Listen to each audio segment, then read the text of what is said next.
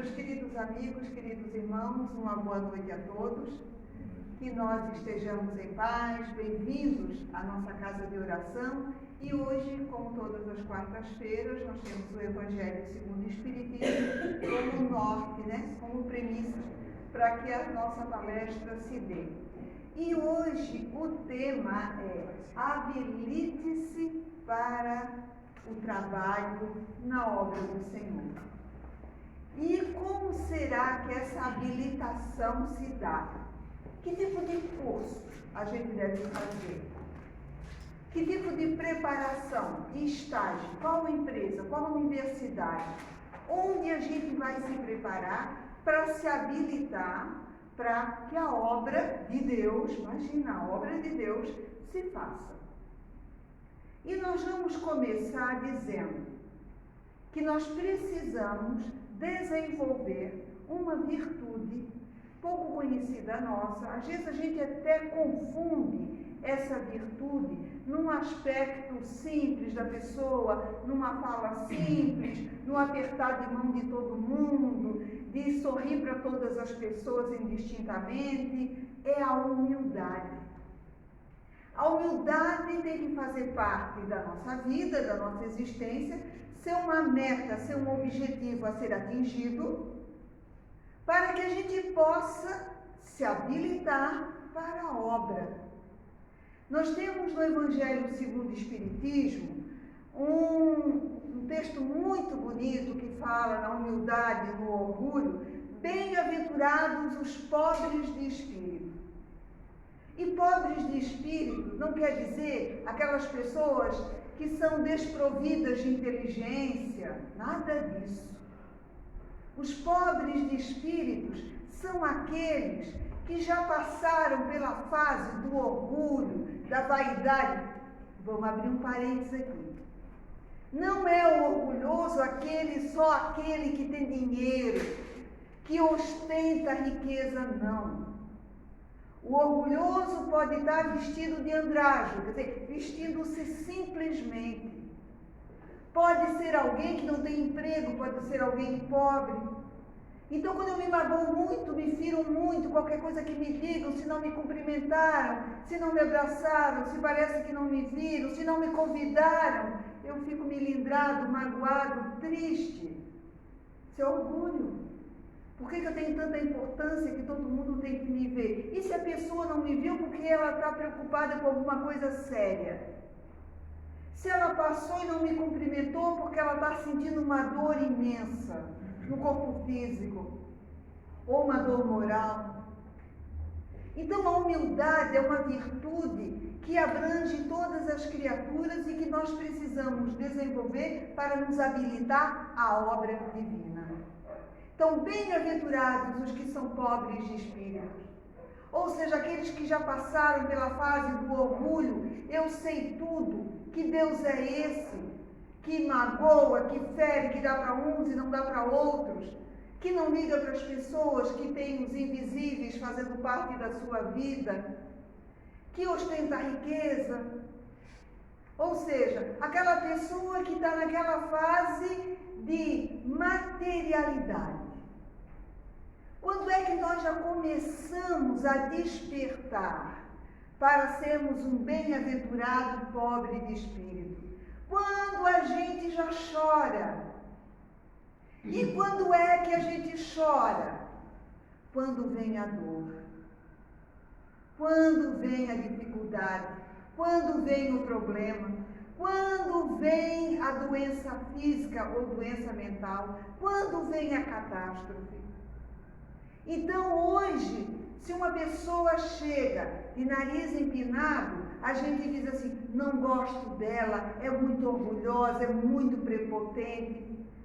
Agora, se daqui a uma reencarnação, 2 reencarnações, essa pessoa vem para a gente e vem mal vestida, com dor, com dificuldade, com os filhos para criar, sem dinheiro, pedindo uma cesta básica, o que a gente faz? Acolhe. Mas é o mesmo espírito.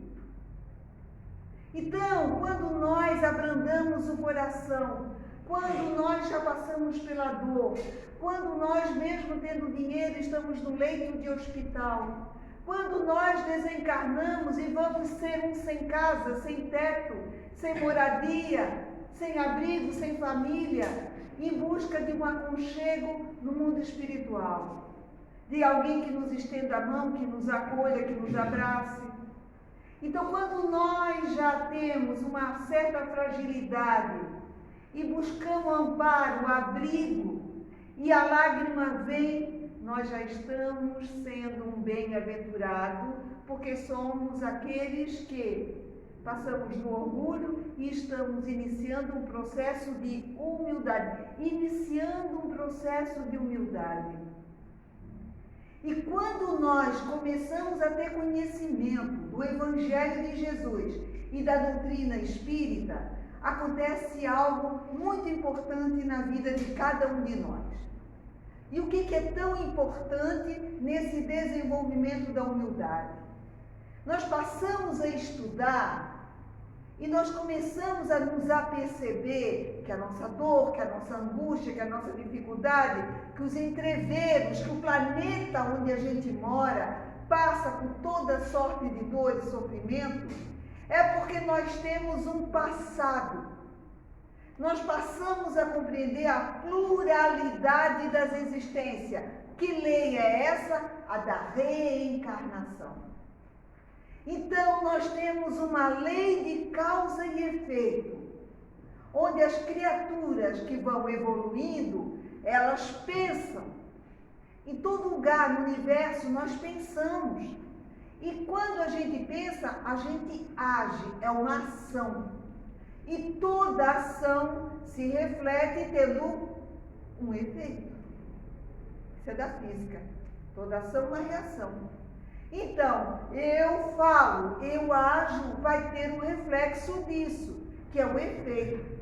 Se eu agir bem, com coerência, com bom senso, com sensibilidade, com amor, o que vai acontecer? O retorno será o progresso, a transformação, a melhoria, uma paz interior, o equilíbrio por ter vencido a dificuldade. Mas se o meu pensamento gera uma ação doentia, de tristeza, de angústia, de pavor ao outro, o que vai acontecer? O efeito vai ser danoso. Então a doutrina começa a nos aproximar de algumas leis que começam a nos dar uma conscientização de quem nós somos. Filhos de Deus, todos, indistintamente, que viemos do seu pensamento e fomos gestados por ele, trazendo dentro de nós a centelha divina, que é a genética do Pai, que vai se desenvolver e desabrochar para que nós possamos, a cada dia que passa, a cada ano que passa, a cada século que passa, a cada milênio que passa, nos tornarmos pessoas melhores, adquirindo conhecimento intelectual e moral. Esses somos nós. E aí, quando a gente começa a se conscientar disso, começa a ler os livros, começa a estudar, e vem uma palavrinha belíssima. Existe no universo hierarquia. Alguns estão no patamar mais evoluído e numa sequência que não tem uma delimitação certa. Nós temos várias matizes de criaturas, de planetas, de dimensões. Ou seja, existe essa hierarquia. E se essa hierarquia existe, tem o melhor e tem o pior? Não. E é isso que a doutrina está nos ensinando. Não existe no cômputo universal do amor do Pai Criador medição. Quem mede são os homens da Terra ou os homens de planeta primitivo, planetas de provas e expiações, ainda em planetas de regeneração, alguma em planetas ditosos, sim. Somos nós que medimos, somos nós que comparamos. tudo e todos. Porque o amor de Deus, a gente não sabe do amor ainda. O amor é muito bonito de falar, cantado em poesia, em verso, em prosa. Mas nós temos que falar do amor com os pés bem fincados no chão, sem alegoria, sem uma filosofia que daqui a pouco a gente esquece. Falar de amor é falar de Deus. Vamos falar da minhoca para falar de amor. Para que serve uma minhoca? Às vezes a gente tem em casa. Para que a gente tenha uma minhoca em casa, para criar adubo, para as plantinhas crescerem, se coloca resto de comida orgânica ali. E a minhoca, ela adentra o solo para arejar. Ela é de uma serventia maravilhosa. A minhoca, os seres humanos, as pessoas que moram no planeta de provas e expiações. Minhoca, pessoas que moram no planeta de provas e expiações. Minhocas e pessoas que moram no planeta de regeneração. Minhocas e pessoas que moram em planetas ditosos. Minhocas e pessoas que moram em planetas celestes. Tem diferenciação para Deus? Não. Por quê? Porque Deus não mede. Amor não se mede. Amor se sente. A importância da minhoca vem de Deus. Porque no ciclo da vida ela é necessária. Então o índio cuidando da árvore, o índio cuidando da terra, e um anjo, um arcanjo num planeta celeste, formando uma galáxia, fazendo desenvolver um orbe para o cômputo divino, o índio e o anjo, para Deus não há medição. Essa hierarquia existe para que de forma didática a gente saiba que passamos de um estágio para o outro, mas não que um é melhor ou pior perante a divindade, ou que o trabalho de um é mais valorizado que o trabalho do outro. Não. Todos somos filhos de Deus e tudo e todos no universo são valorizados pelo Pai Criador da mesma forma. Vejam, valorizados pelo maior, maioral, que é Deus. Quem mede, quem compara somos nós, e ainda há necessidade. E quantas vezes foi criado trauma, dificuldade, quando o pai compara filho, quando o professor compara aluno. Em toda hora que nós comparamos, alguém vai ressaltar e o outro vai diminuir. E a régua que nós utilizamos para medir é o nosso entendimento, não é o entendimento divino. Então, meu neto desse jeito e o meu neto daquele jeito. É preferível aquele menino, aquele outro não. A gente está sempre comparando, a gente está sempre medindo. E para Deus isso não existe. Isso é amor, isso é a realidade do amor. E tudo pode se alindar, ficar mais bonito. E onde hoje não é bonito, pode ser visto por olhos que têm amor, com beleza. Porque vê ali algo resplandecente, crescendo, evoluindo, se transformando. Imagina alguém que olha uma criatura torta, fisicamente, ou perturbada fisicamente, que grita, que corre, e vê ali beleza, porque vê o Filho de Deus se desenvolvendo, crescendo, evoluindo, se transformando. Isso é a realidade dos bons, dos que já atingiram o quê? A humildade. Então, quando nós começamos a nos aperceber desses conceitos novos para nós passamos a nos colocar numa posição de humildade. O que é? Eu sou uma atrasada, eu não sei nada. Não. Eu sou uma filha de Deus, num período evolutivo que a mim cabe, porque eu vivi isto, aquilo, aquilo outro, nessas reencarnações toda arquimilenária, o espírito que habita esse corpo hoje. E que sabe que pouca coisa sabe. e que quer aprender, e que quer se colocar na vida pensando e agindo. Por quê? Porque é necessário. É necessário que todos nós nos coloquemos nessa posição de humildade. E o que é essa posição de humildade? É a posição de respeito a Deus, à vida, e que cada criatura desse planeta, ela está numa posição hierárquica, e como ela pensa, e ela é filha de Deus, ela tem liberdade e inteligência para pensar, ela vai agir. E o efeito do seu agir pode ser uma guerra. O efeito do seu agir pode ser a criação de uma bomba atômica. O efeito do seu agir pode ser o roubo de alguma coisa que ia chegar como merenda para uma criança. Como o seu agir e pensar e agir pode ser o quê? O desenvolvimento, como o Sabin fez, a gotinha que erradicou, pelo menos no Brasil, a paralisia infantil. Então, o nosso pensar e agir faz com que ocorram efeitos esses que aparecem e que ressaltam aos olhos. Então, hoje a gente vê alguém se predispondo a entrar numa água suja, fétida, com leptospirose, que pode se desenvolver se tiver leptospira, que é a urina do rato, e nós temos alguém que vai lá e rouba e vende e ganha dinheiro. E aí? Qual é a atitude daquele que quer se habilitar na obra divina? É humilde.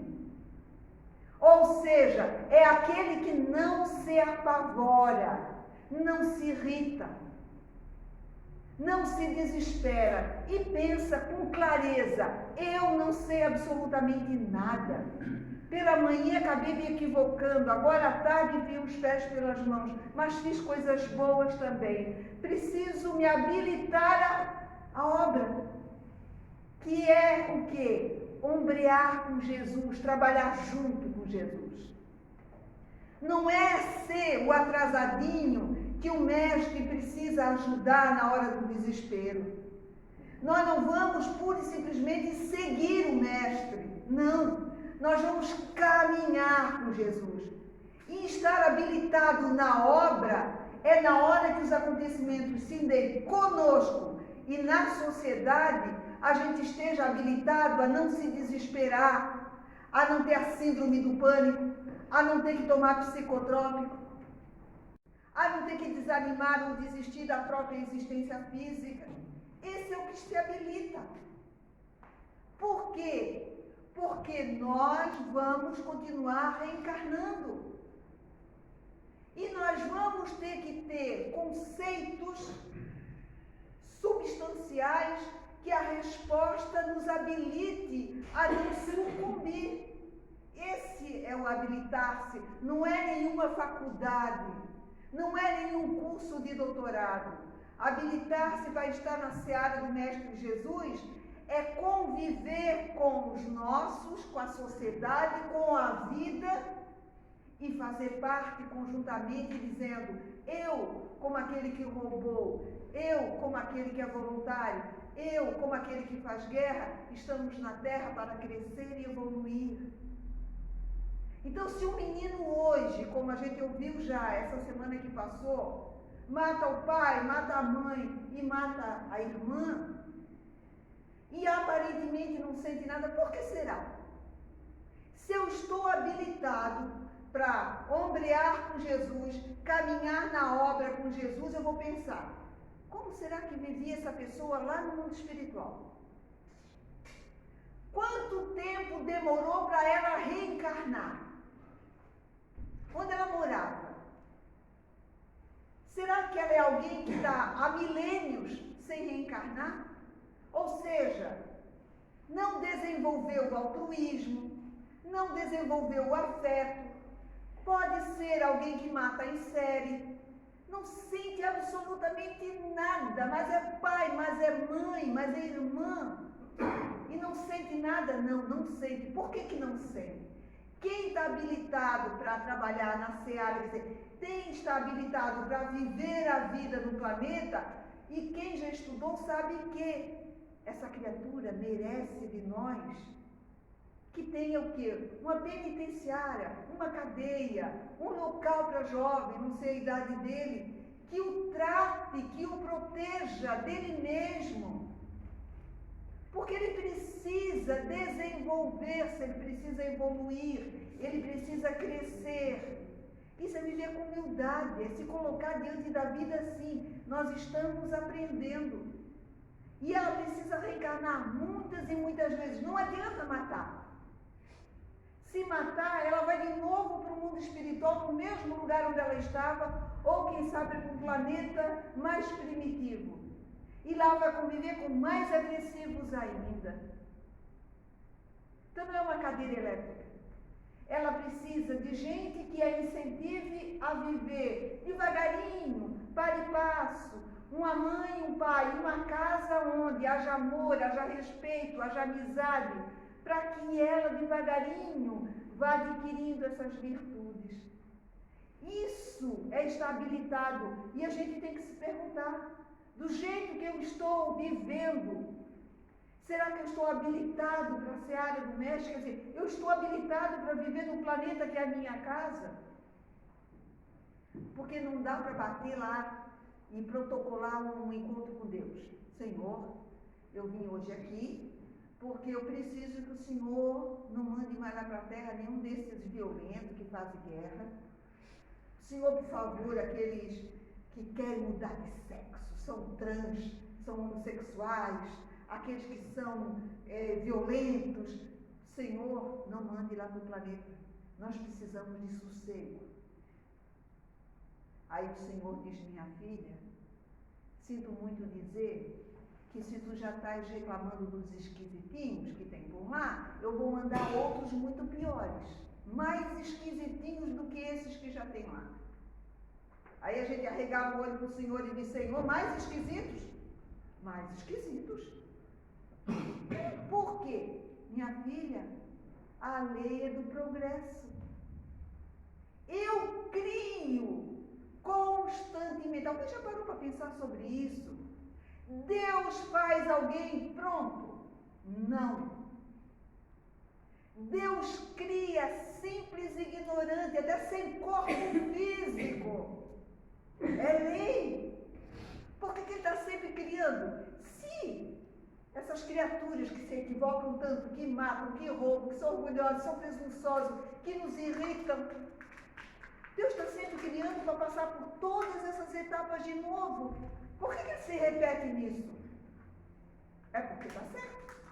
Se ele é soberanamente justo e bom, é a inteligência suprema, se ele está constantemente criando, então o se equivocar, o se enganar, o mentir, o ser orgulhoso, se repetir, é o quê? É lei, é natural, faz parte da caminhada evolutiva, porque Deus quer que assim seja. Ou Deus parou de criar o simples ignorante? Não! Quantos planetas agora, nesse momento, estão se criando? Quantas amebas, protozoários estão se formando para dar desenvolvimento a corpos? Quantos espíritos primitivos estão habitando esses corpos para aprender a se alindar e ser anjo? Quantos? Milhares, bilhares, trilhões. Por quê? Porque Deus quer semear a vida, o progresso, a beleza em todo canto, em todo lugar. E se ele não fizer o simples ignorante para tudo aprender, se equivocar e cair, ele não vai ter anjo. Se ele não dá nada pronto, se não tiver aquele que joga o filho na lata de lixo para aprender a ser pai e ser mãe, não vai ter pai e mãe com desenvolvimento de virtudes, desenvolvimento de amor maternal, não vai ter. Então, a doutrina, ela tira a gente daquele olhar que a gente traz de séculos e milênios. A gente ainda substituiu o céu pelo nosso lar. o inferno pelo umbral, o santo pelo mentor, pelo guia. E só substituímos. Mas nós não vimos e não analisamos as leis espíritas, as leis do Consolador sobre esse prisma. Tudo está se transformando. Deus está constantemente criando do simples para o aperfeiçoamento. E mostra hierarquicamente a diferença para dizer para a gente assim, tem ascensão, tem mudança. Mas quem ainda não chegou lá, significa o quê? Que é atrasado? Que é só menos? Não, só não chegou lá. Porque está caminhando ainda. Então, se habilitar para viver na Terra é conhecer a lei, é amar a Deus, é saber que aquele que mais precisa de conforto do nosso olhar e da nossa prece é aquele que ainda está numa posição de orgulho, é aquele que ainda está se equivocando. É o doente, é o necessitado do nosso amor, do nosso amparo. Então, se a gente quer se habilitar, que sejamos nós humildes, nos colocando na posição de aprendiz, junto com todos os outros irmãos que habitam o planeta em todas as dimensões. Não tem lugar nenhum que não esteja, nesse momento, sendo criado, desencarnando, se transformando, melhorando e evoluindo. E nós vamos tirar do nosso vocabulário o atrasado, que não sabe nada. O pau que nasceu torto, não tem jeito, morre torto. E não vou dar chance de novo. Não. Teve um moço que é cego e que ele está surfando, inclusive aquelas ondas grandes lá de Nazaré. E ele foi pedir para que um surfista o ajudasse. E ele caiu no começo muitas vezes. Aí ele olhou para o surfista e disse assim, não desiste de mim. Aquilo mexeu com a criatura. E ele não desistiu. Ele hoje é cego, é pai de família e está nadando em ondas enormes. É assim que Deus quer. Que a gente se habilite para a terra. Não desistir nunca. De si mesmo ou do outro. Não desista do outro nunca. Segure firme na mão dele. Mas se ele quiser ir embora, o ame tanto que deixe ele embora. Porque ele precisa, como o filho pródigo, viver outras experiências. Não se sinta culpado. E querer passar a mão na cabeça. Não, deixe ir. Isso é amor. Não é largar a mão. Continua se acreditando na pessoa, continua se orando por ela, deixa que ela vá, que ela viva. E se ela quiser um dia voltar, que volte. Se não voltar, vai aprender do mesmo jeito. Meus irmãos, não vamos desistir nunca de nós nem de ninguém. Mas não desistir de ninguém não significa que tenhamos que ter todas as pessoas sempre perto de nós. Não. A gente tem que saber abrir o coração e nunca fechar. Abrir as portas e nunca fechar. E se habilitar para viver na Terra. Porque precisa de coragem, precisa ser muito humilde, saber da nossa posição de aprendiz. E a posição de aprendiz de todos que estão conosco. E saber que o amor do Pai não nos compara absolutamente em momento sequer. E quando a gente se arvorar em comparar, a gente diz, epa, não posso. Ele está dando o que ele tem, ele é desse jeito, e deixa ele se manifestar. Porque quando a gente se manifesta, significa que a gente está vivendo, está aprendendo, está crescendo, está caindo e está levantando. Então, que os corajosos se habilitem para viver na Terra. Ou seja, não vamos nos apavorar com nada nem ninguém. Se Deus permitiu que os seus filhos vivessem do jeito que nós vivemos, que sejamos do jeito que nós nos colocamos diante da vida, por que alguém vai se desesperar com aquele filho que... De novo, filho, quer estudar, está comendo demais, está comendo de menos, não está indo. E a gente olha e diz, olha só esse filho de Deus crescendo. E a gente vai ser forte o suficiente, humilde o suficiente para dizer, eu nada sei, mas vou aprender junto. Que Deus nos abençoe e guarde, que Jesus nos ilumine e que assim seja, meus irmãos.